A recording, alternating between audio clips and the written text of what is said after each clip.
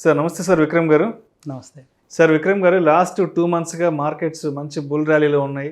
అయితే ఈ టైంలో ఏం జరుగుతుందంటే ఈక్విటీకి సంబంధించి, మ్యూచువల్ ఫండ్స్‌కి సంబంధించి చాలామంది ఆలోచన ఏ విధంగా ఉందంటే ఈక్విటీకి సంబంధించి ప్రాఫిట్ బుక్ చేసేసుకొని ఎగ్జిట్ అయిపోదాం, మార్కెట్ మంచి బుల్ ర్యాలీలో ఉంది కదా. మ్యూచువల్ ఫండ్స్‌కి సంబంధించి రిడెంప్షన్ చేసుకొని బయటకి వెళ్ళిపోదాం అనుకుంటున్నారు. అంటే మార్కెట్స్ గ్రీన్లో ఉన్నప్పుడు ఎటువంటి నిర్ణయాలు తీసుకోవాలి, ఎటువంటి నిర్ణయాలు తీసుకోకూడదు అంటారు? ఇక్కడ మీరు అడిగిన ప్రశ్నలో 2 రకాల సమాధానాలు ఉంటాయి. ఒకటి ఇన్వెస్టర్స్కి, ఒకటి ట్రేడర్స్కి.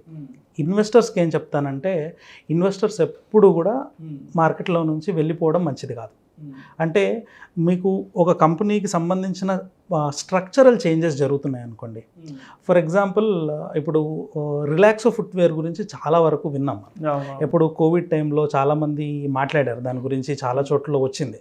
ఇప్పుడు ఆ వచ్చిన టైంలో దాని మా స్ట్రక్చర్ ఏంటి అంటే, ఒక లో అండ్ మిడిల్ క్లాస్ వాళ్ళ కోసం అని చెప్పి ఫుట్వేర్ని వాళ్ళ దగ్గర చీప్గా అండ్ బాగా మంచి మోడల్స్ వాళ్ళ దగ్గర అవైలబుల్ ఉంటాయి. చాలా పెనట్రేషన్ జరిగింది మార్కెట్లోకి. సో గ్రోత్కి చాలా స్కోప్ ఉందనే ఒక స్టోరీ నరేషన్ అనేది మార్కెట్లో నడిచింది. ఆ టైంలో చాలామంది వచ్చారు. ఈరోజు చూసుకుంటే ఆ స్టోరీ నరేషన్లో చిన్న మార్పులు జరిగాయి. అంటే వాళ్ళ బిజినెస్ మోడల్లో మార్పు అనేది జరిగింది. అంటే ప్రీమియం సెగ్మెంట్లోకి వాళ్ళు రావడానికి ట్రై చేస్తున్నారు. ఇప్పుడు చూసుకుంటే వాళ్ళ ప్రొడక్ట్ స్ట్రక్చర్లో డిఫరెన్సెస్ జరుగుతున్నాయి. ఇలాంటి టైంలో ఏంటంటే, ఇప్పుడు మీరు ఆల్రెడీ దాంట్లో తీసుకున్నారనుకోండి, ఈ టైంలో ఎగ్జిట్ అవ్వడం మంచిదే. దేనికోసం? అది చెడ్డ కంపెనీ అయిపోయిందని కాదు. మీరు అనుకున్న నరేటివ్ ఏదైతే ఉందో ఆ నరేటివ్ అయిపోయింది. ఇప్పుడు కొత్త నరేషన్ స్టార్ట్ అవుతుంది. అది ప్లేఅవుట్ అవుద్దో లేదా మనకు తెలియదు. సో కొంతకాలం వెయిట్ చేసి మళ్ళీ వాళ్ళ కొత్త టైప్ ఆఫ్ ఆలోచన కూడా మార్కెట్లో ప్లేఅవుట్ అవుతున్నప్పుడు మళ్ళీ వెళ్తాం. మళ్ళీ ఇంకొక కొత్త బిజినెస్ వింగ్ యాడ్ అవ్వడము, లేకపోతే కొత్త ఆలోచనలు లోపలికి వచ్చి బిజినెస్లో మార్పులు జరుగుతున్నాయి అనుకోండి, మళ్ళీ అప్పుడు బయటకు రావడం లాంటిది ఓకే. లేదా ఇంకొకటి, మేనేజ్మెంట్లో ఏదైనా ఫ్రాడ్స్ జరుగుతున్నాయనే న్యూస్లు ఉన్నాయి, లేదా ఏదో ఒక ప్రాబ్లం కంపెనీలో మీకు ఫండమెంటల్గా కనిపించింది అనుకోండి, అప్పుడు మీరు ఎగ్జిట్ అవ్వడంలో అర్థం ఉంది. కానీ ఎలాంటిది లేకుండా, అంటే ఇలాంటి ప్రాబ్లమ్స్ కానీ ఇలాంటి చేంజెస్ కానీ లేకుండా మీరు ఉన్న స్టాక్లో నుంచి కేవలం ప్రాఫిట్స్ కనబడుతున్నాయనే ఒకే ఒక ఉద్దేశంతో బయటికి రావడం అనేది ఖచ్చితంగా తప్పే. మీరు ప్రాబ్లం ఉంటే ఏం చేయొచ్చు అంటే, ఆప్షన్స్ ట్రేడింగ్లో నేర్చుకున్నప్పుడు ఎట్లా ఉంటుందంటే, దీంట్లో కవర్డ్ కాల్స్ అని చేస్తూ ఉంటాము, ప్రొటెక్టెడ్ పుట్స్ చేస్తూ ఉంటాము. వీటి వల్ల ఏంటంటే, మార్కెట్లో ఒకవేళ పడిపోతుంది అని అనుకున్నప్పుడు ఈ స్ట్రాటజీస్ చేసి ఏం చేయొచ్చు అంటే, అట్లీస్ట్ మనం స్టాగ్నెంట్గా ఉండొచ్చు. మార్కెట్ పడిపోయినా కూడా మన పొజిషన్కి డ్యామేజ్ రాకుండా, మార్కెట్ ఎక్స్పోజర్కి దూరం ఉండకుండా బ్యాలెన్స్డ్గా మనం ఉండడానికి అవకాశం ఉంటుంది. అలాంటి స్ట్రాటజీస్ నేర్చుకొని చేయడం లాంటివైనా చేయొచ్చు. ఇప్పుడు మీకు రియల్ లైఫ్ ఎగ్జాంపుల్లో చూస్తే, ఇప్పుడు మీరు ఒక ల్యాండ్ కొన్నారు. ఆ ల్యాండ్ని ఎప్పుడు అమ్ముతారు? అంటే మంచి అవసరం ఉన్నప్పుడు అమ్ముతారు. జనరల్గా కొంతమంది ఉంటారు, మా ముత్తాతల దగ్గర నుంచి ఉంది ల్యాండ్, అది ఎంత కొన్నారు, ఒక 1,00,000 రూపాయలకు కొన్నారు, ఈరోజు 10 కోట్లయింది, 20 కోట్లయింది అంటారు. అమ్ముతావా అంటే, లేదు అమ్మే ఉద్దేశం లేదు, ఎమోషనల్గా కనెక్ట్ అయిపోయింది. సో అక్కడ ఏంటంటే, మీరు అది చూసిన తర్వాత, అంటే మీకు ప్రాఫిట్ అక్కడ కూడా కనిపించింది కదా. రియల్ ఎస్టేట్ సెక్టార్ పడిపోతుందంట అన్న వెంటనే వెళ్ళిపోయి ఏం అది అమ్మరు. ఎందుకంటే అక్కడ మీ మైండ్ సెట్ ఎంత కరెక్ట్గా ఉంది అంటే, అది మీ అసెట్. ఆస్తులు అనేవి ఎప్పుడు అమ్మాలి వస్తుందంటే, ఆ ఆస్తులతోటి మీరు ధైర్యంగా ఏదైనా పని చేసినప్పుడు ఫెయిల్యూర్ అయితే ఆస్తి అమ్మితే కానీ నేను ఇది చేసుకోలేను అనుకున్నప్పుడు ఆస్తి అమ్మడంలో తప్పు లేదు. కానీ ఆస్తి బిల్డ్ చేసుకున్న తర్వాత కేవలం మీకు న్యూస్లో ఎవ్రీ మూమెంట్లో మీకు ప్రైజ్ యాక్షన్ కనబడుతుంది కాబట్టి భయపడిపోయి ఎగ్జిట్ అవ్వడం అనేది తప్పు అవుతుంది అప్పుడు అది. సో అలాగా మనం ఆస్తిని ఎప్పుడు దీంతో పోల్చుకొని చూస్తే ఇన్వెస్టర్స్ అలా చేయొచ్చు. ట్రేడర్స్ వచ్చేసి ఆపర్చునిస్టిక్గా ఉంటారు కాబట్టి, ట్రేడర్స్కి ఎప్పుడు మార్కెట్ పైకి వెళ్ళినా కిందికి వెళ్ళినా 2 సందర్భాల్లోనూ లాభాలు రావడానికి అవకాశం ఉంటుంది, నష్టం రావడానికి అవకాశం ఉంటుంది. సో వాళ్ళకి మార్కెట్ ఎక్కడున్నా కూడా సెలబ్రేషన్ ఉండదు. ఇప్పుడు కొన్నిసార్లు మార్కెట్ ఆల్ టైమ్ హై అని న్యూస్లో సెలబ్రేషన్స్ చూపిస్తూ ఉంటారు. ట్రేడర్స్ చాలామంది నష్టపోయి ఏడుస్తూ ఉంటారు. సో అదే టైంలో మార్కెట్ క్రాష్ అయిపోయింది అని ఒక బాధాకరమైన మ్యూజిక్ వేసి కూడా టీవీలో చూపిస్తుంటారు. ట్రేడర్స్ అప్పుడు చాలా లాభాలు వచ్చాయని సంతోషపడే వాళ్ళు ఉంటారు. సో మార్కెట్తో ట్రేడర్స్కి సంబంధం ఉండదు, అది బుల్లిష్గా ఉందా బేరిష్గా ఉందా అని.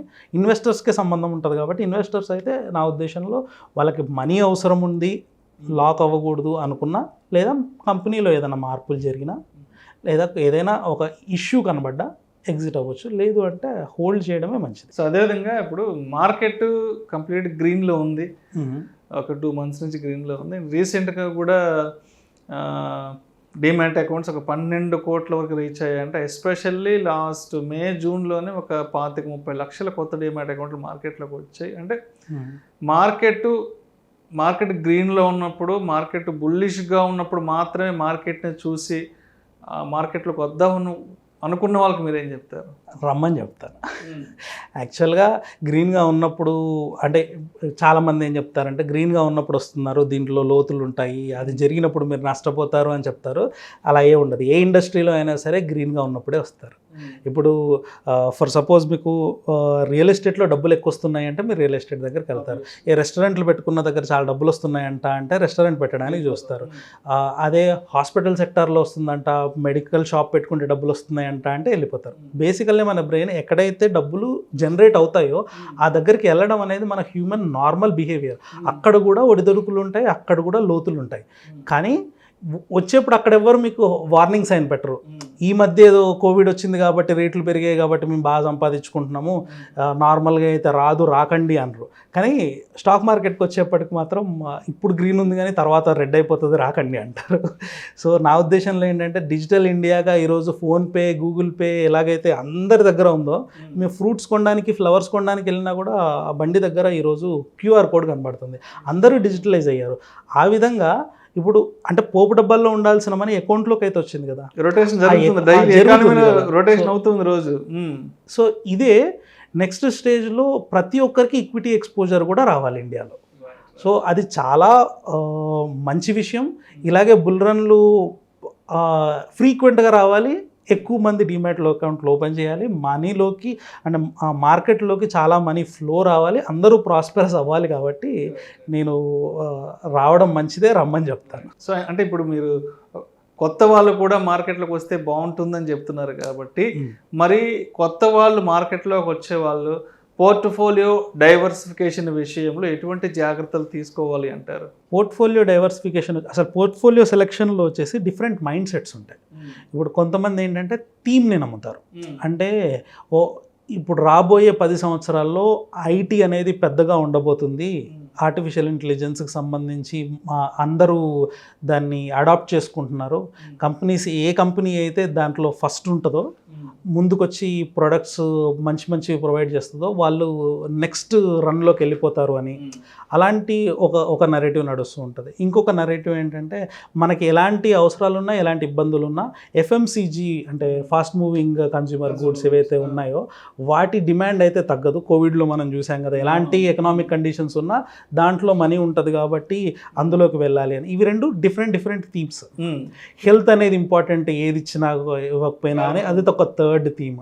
తర్వాత కమ్యూనికేషన్ లేకుండా బతకలేకపోతున్నారు, సో మార్కెట్లో చాలా స్కోప్ ఉంది. సో ఇలాగా ఒక్కొక్క థీమ్ రన్ అవుతూ ఉంటుంది. మీరు థిమాటిక్గా మనం ఏ టైప్లో ఆలోచిస్తామనేది మనం ఫస్ట్ గుర్తించాలి.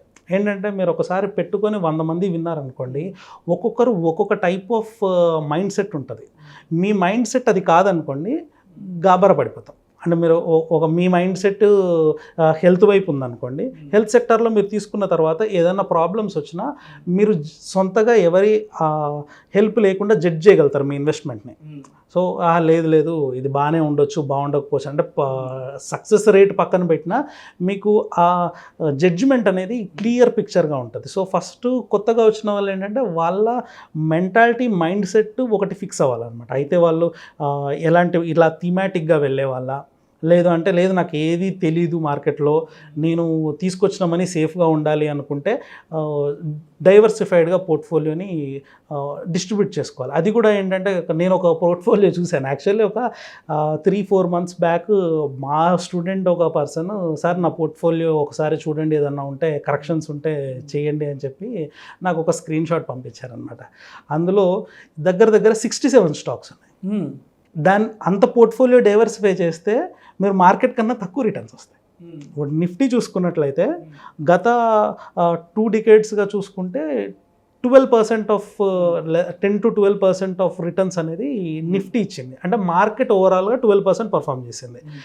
మీరు నిఫ్టీతో కాకుండా స్టాక్లో వెళ్తున్నప్పుడు మీరు అయితే మార్కెట్తో సమానంగా వెళ్ళాలి, లేదా ఎక్కువ వెళ్ళాలి. ఎందుకంటే రిస్క్ పెద్దది కదా. నిఫ్టీలో ఏమేమి ఉండాలి అనేది ఆల్రెడీ ఎన్ఎస్సి కానీ సెబీ కానీ డిసైడ్ అవుతారు కాబట్టి అందులో ఫిల్టర్ అయ్యి ఉంటాయి. అది కాకుండా మీరు సొంతగా తీసుకుంటున్నారంటే దీని మీద అవుట్ పర్ఫామ్ చేయాలి. అలా కాకుండా మీరు 50-60 స్టాక్స్ పెట్టుకున్నారనుకోండి, దీనికన్నా అండర్ పర్ఫార్మే చేస్తారు. ఎందుకంటే ఒక దగ్గర ఎక్కువ ప్రాఫిట్ వస్తుంది, ఒక దగ్గర తక్కువ ప్రాఫిట్ వస్తుంది. అంత చేయకుండా మ్యాక్సిమం 15 స్టాక్స్కి కన్ఫైన్ అవ్వడం. ఆ 15 స్టాక్స్లో కూడా హై బీటా లో బీటా అంటారు. అంటే హై బీటా స్టాక్స్ ఏంటంటే నిఫ్టీ ఎలా పర్ఫామ్ చేస్తుందో దాంతో సమానంగా లేదా దానికన్నా ఎక్కువగా పర్ఫార్మెన్స్ ఇచ్చేవి. లో బీటా ఎలా ఉంటుందంటే దీని పర్ఫార్మెన్స్తో సమానంగా కాకుండా చాలా తక్కువగా ఉంటుంది. నిఫ్టీ ఒక 10% మూవ్ అవుతే ఇది కూడా మూవ్ అవుతుంది ఆ డైరెక్షన్లో, కానీ 2% 3% మూవ్ అవుతుంది. సో అలాంటి 2 మిక్చర్స్ పెట్టుకున్నప్పుడు ఏంటంటే ఒక సైడ్ గట్టిగా లాగిన ఇంకొక సైడ్ నుంచి కొంచెం ఆగుతూ ఒక స్టేబుల్ మూమెంట్ అంటూ వెళ్తూ ఉంటుంది. ఇంత రిసెర్చ్ చేయలేను అనుకుంటే డైరెక్ట్ నిఫ్టీ 50 ETFs ఉంటాయి, అవి తీసుకోవచ్చు. అవి తీసుకున్నప్పుడు ఏంటంటే ఇండియాతో పాటు మీరు సమానంగా గ్రో అవుతుంది. మనం ఎంత గ్రోత్ జరిగితే అంత గ్రోత్లో మీరు ఖచ్చితంగా ఉండడానికి అవకాశం ఉంటుంది. కాబట్టి అక్కడైతే మీకు ఏ రీసెర్చ్ అక్కర్లేదు. మొత్తం నిఫ్టీకి సంబంధించిన కాంపోజిషన్ అంతా సెబీ అండ్ ఎన్ఎస్సి వాళ్ళు డిసైడ్ చేసి పెడతారు కాబట్టి మీకు అక్కడ ఎలాంటి రీసెర్చ్తో పని ఉండదు.